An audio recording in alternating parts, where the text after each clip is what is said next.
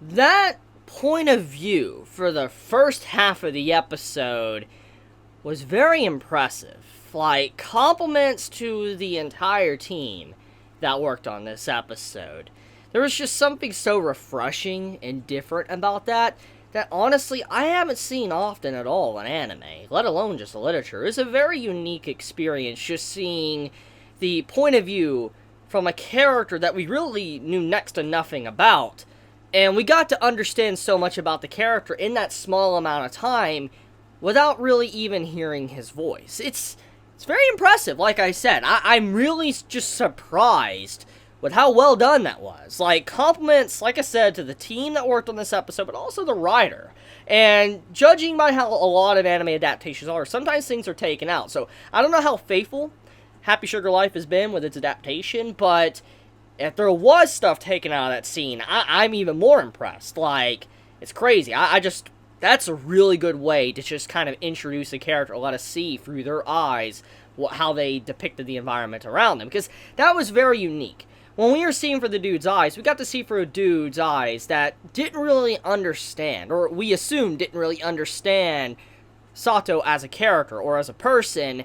And when we saw how innocent this dude was, every time, Satou asked him a question and he asked her a question, it seemed like he was a very innocent man. And as the episode continued on, he seems like a normal person. He's a little bit weird, I guess, but he's normal, and it doesn't seem like there's anything really off about him whatsoever. I'm like, that's interesting. I'm like, what really happened to this man, and why did he apparently have to die? Because we could assume before the events of this episode, after what happened in last week's episode, that this is definitely the dude that died, because the whole apartment and all that we got to see at the end of the episode last week. So we knew that this dude died somehow, we just didn't really know how or what was the reason. And we do finally get that reason, and I think it was better late than never to finally get this reason, because it was time for it, especially after the reveal of the aunt being alive. But let's get into it. So, the POV from the dude, we didn't really even get his name, if I'm correct. We didn't even really get his name. We didn't really even get to know how his life was. Like, we knew he was alone. He seemed very lonely. He didn't have much at all. And it seemed like he didn't really have much communication outside of what he was doing. Trying to draw Satou, and also forging and just making fakes and selling them. Which it seems like he wasn't really making, money legitly. Like, he wasn't making money in a legal sense, and he was just making copies of people's work just to sell it. And it seems like he probably, at one point in time, he wanted to pursue something, be an artist, and it probably failed or something. Maybe his work just didn't succeed, so he started being an imposter and just stealing other people's work so he can benefit off them. Something like that. That's what I'm assuming, because of what, job or career path he had in this episode. But anyways, as he's drawing Satou, it was like his only first piece that he really ever drew by himself without copying things from what was depicted. And as it was continuing on, I was under the impression that the dude was going to make a change of heart, and he was going to be like, thank you, you helped me out, you helped me find a path I want to do to be able to draw or something. And maybe he got very excited, and maybe he did something, and, just Satou silenced him, because whatever. Or maybe he just left the house, and maybe, what was in the bags wasn't really him, it was something else entirely. But then we see his reaction to Shio. When Shio pops the picture, we see these black squiggly lines, pop up around the frame of his POV, and we even see the way his eyes close as well, which I appreciate that little added effect of how the eyes closing up for what we're seeing through his eyes. And when you see Shio, you see how he's starting to get this, darkness around his eyes, which I assume represents jealousy. That's what it is. Hatred, jealousy, just all sorts of emotions, just black emotions. And then when he is alone with Shio, he wants to end her. And the reason why is because he doesn't like how whole Satou seems, or how she looks at the moment. Because the entire time he was drawing her, he was drawing a girl that was very broken, not complete. And that's very true. From what we saw from Satou's living situation, especially before she probably found Shio, she did not have a good life whatsoever. What the aunt was doing was horrific. It's honestly awful. I could not even be around it. I'd rather live on the street than be living with someone like that. So, yeah.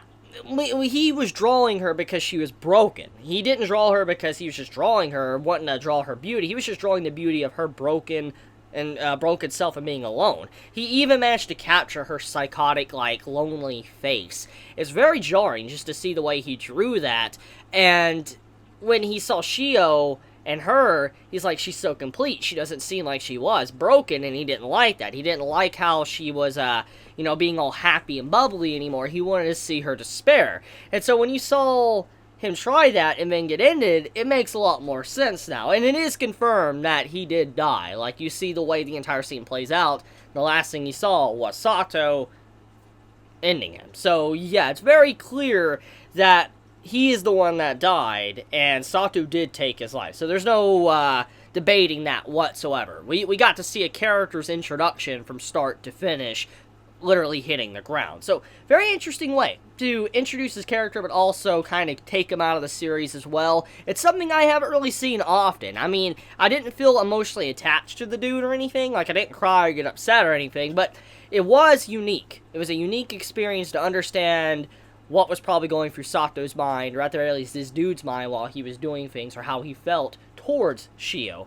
Now, let's talk about that situation for a second. So, apparently this modeling that Satou is doing for this dude was going on for a while, like many days at a time, and it seems like it was quite often. Like, she, was constantly talking to this man. She confided him in, like, information, probably not everything, but a lot of information, asking very interesting questions that she probably didn't talk to anyone really about. And she even brought Shio over, which was a very interesting part about this, because from everything we have seen to this very point, Satou is someone that doesn't want anyone to really see Shio. I mean, she's now introducing Taiyo into the mix because he can be manipulated. Maybe she can manipulate this man or something, but it didn't really appear that way. It seemed like Satou, in some way, was kind of close to the dude, and maybe thought like she could bring her over and everything would be okay.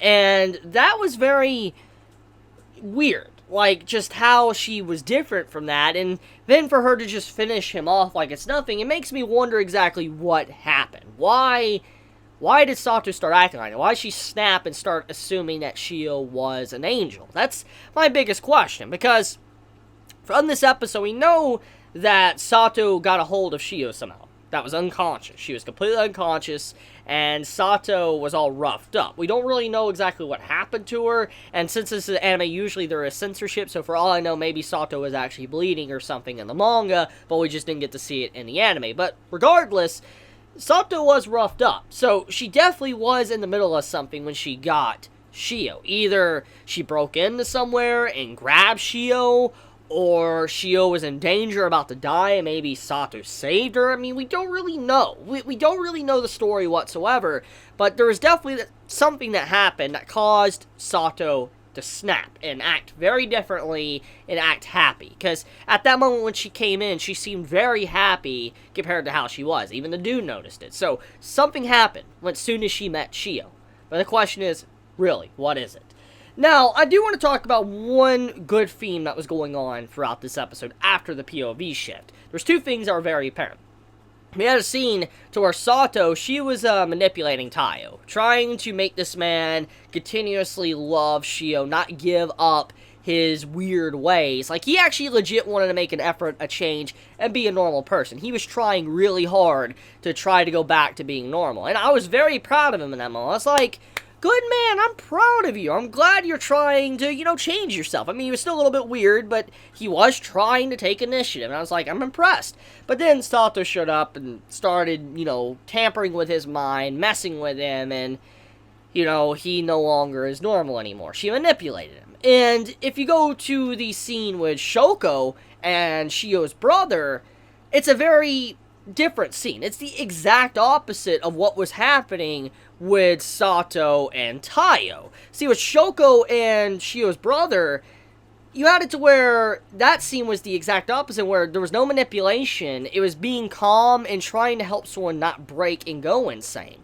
When the brother was talking to Shoko, like, you need to be good and all that, don't go crazy or whatever, don't break your mind, be the same person, don't try to disappear. When he was talking to her, he was saving her from going over the deep end, becoming like everyone else that's in this freaking town. So, I appreciate the differences between those two scenes, of how one was showing manipulation and one was showing, trying to fix someone and help them out. So it seems like Shoko's relationship with the brother, at the very least, is going to be a pure and healthy relationship. And it seems like there is probably going to be some romance if it continues because of the events of this episode.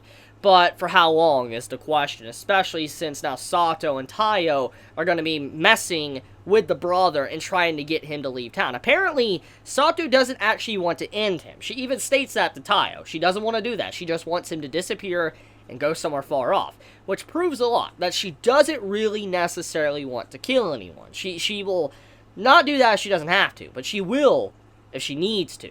And so that shows that she still is level-headed. And she wants to make sure she doesn't need to do that, trying to get him away. But knowing how Shoko is, she might find some information, say something, and it might cause it to where it can cause problems for Satou, which in turn she might set her eyes on Shoko, and you know where that can possibly go. So yeah, there's a lot of things that are kind of being built up with this episode, and I'm excited.